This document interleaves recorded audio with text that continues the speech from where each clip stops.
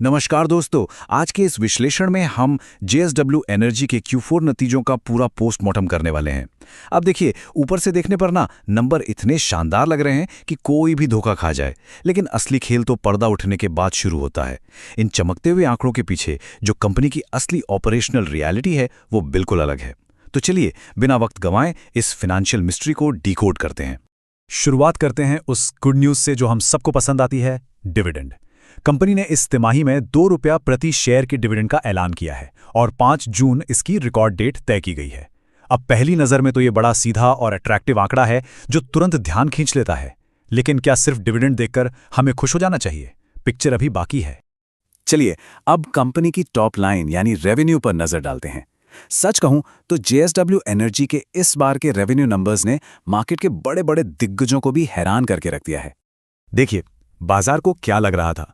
ब्रोकरों का अनुमान था कि रेवेन्यू शायद गिरेगा और ये 3100 करोड़ से 3200 करोड़ के आसपास ही रहेगा।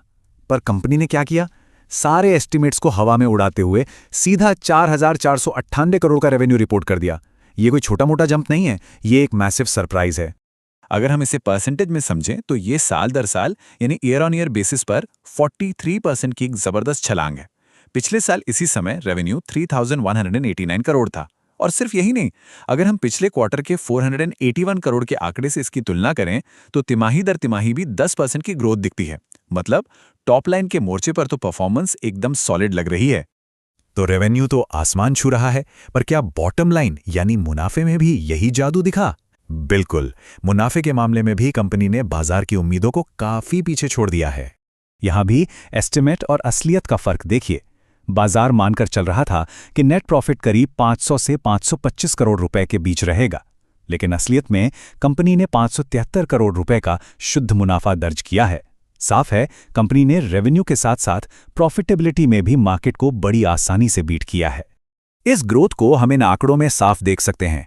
पिछले साल कंपनी का प्रॉफिट था 414 करोड़ रुपए। पिछले क्वार्टर में यह बढ़कर 528 करोड़ रुपए हुआ और अब सीधा 573 करोड़ रुपए। अगर हम ईयर ऑन ईयर देखें तो नेट प्रॉफिट में 39% का शानदार जंप है। यहां तक सुनकर तो कोई भी कहेगा कि भाई सब कुछ एकदम परफेक्ट है।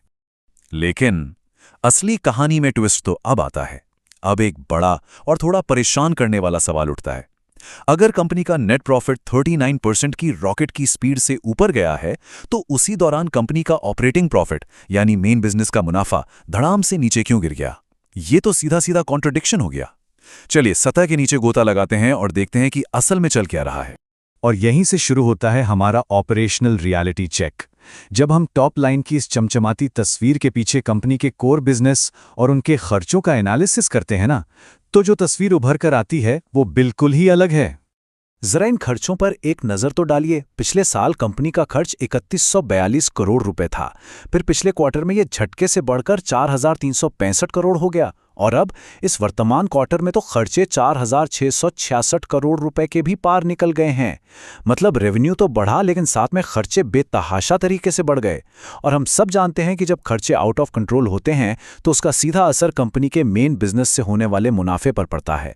और इन बढ़ते खर्चों का नतीजा वो हमें इस भारी गिरावट में दिखता है।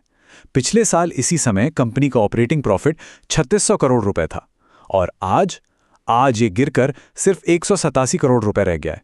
हाँ, ये बात सही है कि कंपनी पिछले क्वार्टर के 107 करोड़ रुपए के घाटे से जरूर बाहर आ गई है, लेकिन ईयर ऑन ईयर बेसिस पर ऑपरेशंस में एक बहुत बड़ी कमजोरी साफ दिखाई दे रही है।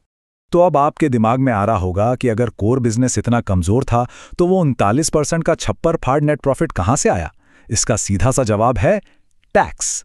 इस बार कंपनी को टैक्स बहुत कम देना पड़ा है और उल्टे टैक्स रिफंड के रूप में पैसे वापस भी मिल गए। बस इसी टैक्स रिफंड ने नेट प्रॉफिट के नंबर्स को इतना फुला दिया कि मेन बिजनेस की भारी गिरावट पूरी तरह से छुप गई। ये एक ऐसा पॉइंट है जिसे किसी भी एनालिस्ट को इग्नोर नहीं करना चाहिए। ऑपरेशनल वीकनेस का एक और पक्का सबूत हमें कंपनी के सिकुड़ते मार्जिन्स में मिलता है। पिछले साल प्रॉफिट मार्जिन 12.98% था। पिछले क्वार्टर में ये मामूली सा खिसक कर 12.95% हुआ और अब ये 12.73% पर आ टिका है। अब आप कहेंगे कि ये गिरावट तो बहुत छोटी है, लेकिन ध्यान दीजिए ये लगातार नीचे की तरफ जा रही है, जो इस बात का क्लियर इंडिकेशन है कि कंपनी के कोर ऑपरेशंस पर भारी दबाव है। चलिए अब एक और फाइनेंशियल गुत्थी को सुलझाते हैं। और वो है गिरता हुआ अर्निंग्स पर शेयर यानी ईपीएस। यहाँ एक बड़ा ही दिलचस्प पैराडॉक्स है। सोचिए, एक कंपनी टोटल मिलाकर पहले से ज्यादा पैसा बना रही है, उसका नेट प्रॉफिट बढ़ रहा है, लेकिन फिर भी हर एक शेयर के हिस्से में आने वाली कमाई कम होती जा रही है। ये कैसे मुमकिन है? ये सवाल किसी का भी दिमाग घुमा सकता है। इस गिरावट का ट्रेंड बहुत ही साफ है। पिछले क्वार्टर में ईपीएस ₹2.41 था, पिछले साल ये ₹2.34 था।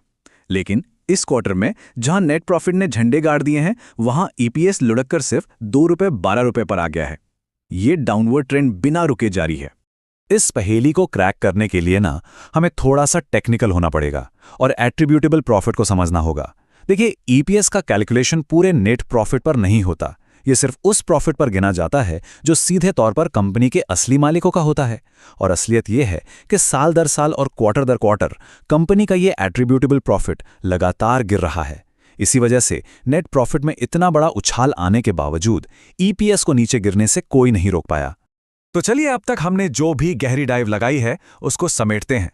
एक बात तो तय है कि जेएसडब्ल्यू एनर्जी के ये नतीजे पूरी तरह से कॉन्ट्राडिक्शंस यानी विरोधाभासों से भरे पड़े हैं। अगर हम एक क्विक समरी देखें तो अच्छी बातें ये हैं कि रेवेन्यू रॉकेट बनकर 4,498 करोड़ रुपए पर पहुंच गया है। नेट प्रॉफिट ने 573 करोड़ रुपए के साथ सारी उम्मीदें पार कर ली हैं और ₹2 का डिविडेंड भी टेबल पर है। लेकिन अगर हम सिक्के का दूसरा पहलू देखें तो कोर ऑपरेशंस कमजोर हैं। ऑपरेटिंग प्रॉफिट सिमट कर सिर्फ 187 करोड़ रह गया है। मार्जिन्स लगातार सिकुड़ रहे हैं और ईपीएस का ग्राफ भी नीचे आ रहा है। तो इस पूरी चर्चा के बाद हम एक बहुत ही क्रिटिकल सवाल पर आकर खड़े हो जाते हैं। एक तरफ हमारे पास चमकता हुआ नेट प्रॉफिट और बम्पर रेवेन्यू है, और दूसरी तरफ हांफता हुआ ऑपरेटिंग प्रॉफिट और बढ़ते खर्चे हैं। ऐसे में बाजार और निवेशक जेएसडब्ल्यू एनर्जी के इन नंबर्स को आखिर किस तराजू में तौलेंगे? क्या वे सतह की उस चमक के पीछे जाएंगे या फिर कोर बिजनेस की कमजोरी को पकड़ेंगे? इसका जवाब तो आने वाले वक्त में बाजार का रिएक्शन ही देगा। आज के इस वित्तीय विश्लेषण में हमारे साथ जुड़ने के लिए आपका